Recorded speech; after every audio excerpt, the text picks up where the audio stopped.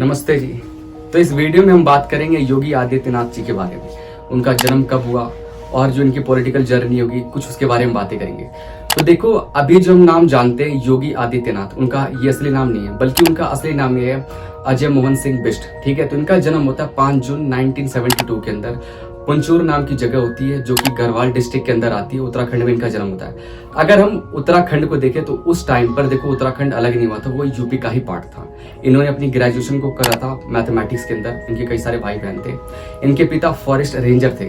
तो देखो, एक इंसान की जो जिंदगी होती है ना, उस पर देखो किसी न किसी का प्रभाव तो होता है, जिसके अंदर मतलब काफी ज्यादा मोड़ आता है। तो इनकी जिंदगी मतलब इनके गुरु जिनका नाम होता है अवैध महंत, उनका काफी ज्यादा प्रभाव होता है। ठीक है, तो देखिए जो अवैध महंत थे वो एक चीफ प्रीचर थे। ठीक है, तो जो ये गोरखनाथ जी का मंदिर है, उसका जो मठ है, तो वहां पे चीफ प्रीचर थे। और उसके अलावा अगर देखो इस टाइम पे, अगर हम 1990s में देखें तो उस टाइम पे एक चीज काफी ज्यादा तेज चल रही थी। वो ये था कि जो राम जन्मभूमि का जो मैटर था, उसका जो मूवमेंट था, वो काफी ज्यादा चल रहा था और इसमें उन्होंने पार्टिसिपेट करा था। तो जब उन्होंने उसमें पार्टिसिपेट करा था ना, तो वो इनसे मिले थे। ठीक है, तो उनसे ज्यादा काफी प्रभावित हुए थे अवैध महंत जी।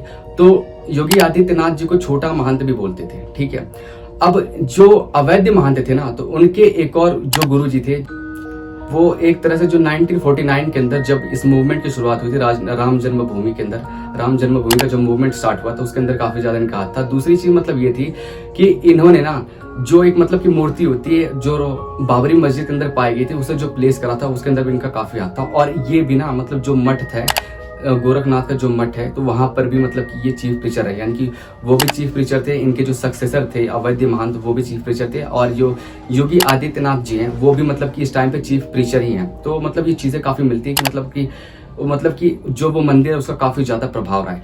तो अगर हम एक बार थोड़ी से मंदिर के बारे में जाने, तो देखो जो उसका मठ है ना, तो गोरखनाथ जी का जो मठ है, तो ऐसा नहीं कि देखो यहाँ पे सिर्फ एक ही मंदिर है, इंडिया के अंदर सिर्फ एक ही मंदिर है उसके बारे में गोरखनाथ जी का। बकायदा इसका नेपाल के अंदर भी एक मंदिर है। और ये जो मठ है ना, ये दोनों मठ को एक तरह से मतलब कि कंट्रोल करता है। ये नेपाल के अंदर का भी और यहाँ का भी मठ को कंट्रोल करता है।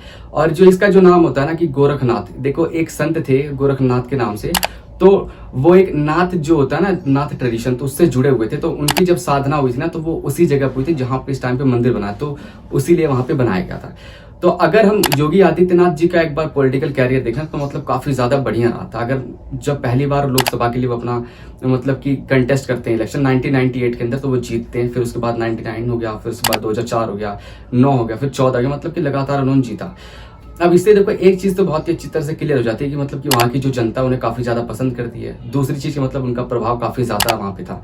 ठीक है, अगर हम बीजेपी का रिलेशन देखें योगी आदित्यनाथ जी का, तो मतलब कि स्टार्टिंग में उनका जो रिलेशन था कोई बहुत ही ज्यादा बढ़िया नहीं था। क्योंकि देखो योगी आदित्यनाथ जी को अगर कोई दिक्कत थी, तो मतलब कि जिस तरह से बीजेपी ना टिकट देती थी लोगों को, उससे काफी ज्यादा दिक्कत थी। दूसरा उनकी आइडियोलॉजी मतलब किस तरीके से वो करते हैं, उससे काफी दिक्कत थी। इस चीज का मतलब देखो पता तभी चलता है ना जब 2002 के अंदर एक वो चल रहा होता है, इलेक्शन होता है। तो ये क्या करते हैं, जो बीजेपी का एक कैंडिडेट होता था ना, उसके सामने बकायदा वो खैर एक कैबिनेट मिनिस्टर होते हैं, उसके सामने अपना एक कैंडिडेट खड़ा कर देते हैं और बकायदा मतलब कि उसे हरा भी देते हैं और थ्रेट भी देते हैं कि 2007 के अंदर जब इलेक्शन होंगे तो मैं भी 70 कैंडिडेट आपके सामने खड़ा कर दूंगा। लेकिन ऐसा कभी हुआ नहीं कि कैंडिडेट उन्होंने खड़ा करा। तो चीजें काफी ज्यादा मतलब फिर सुलझ गई। लेकिन देखो जो बड़े लेवल पे थे ना ये चीजें, मतलब उतनी ज्यादा उनके रिलेशन मतलब उतने बुरे नहीं थे। जैसे कि आरएसएस का चीफ हो गया, उनके साथ अच्छे रिलेशन थे। बीजेपी के जो मतलब कि बड़े बड़े लीडर हो गए, जैसे कि एल के अडवाणी हो गए, विश्व हिंदू परिषद हो गया, इनके साथ मतलब रिलेशन अच्छे चल रहे थे।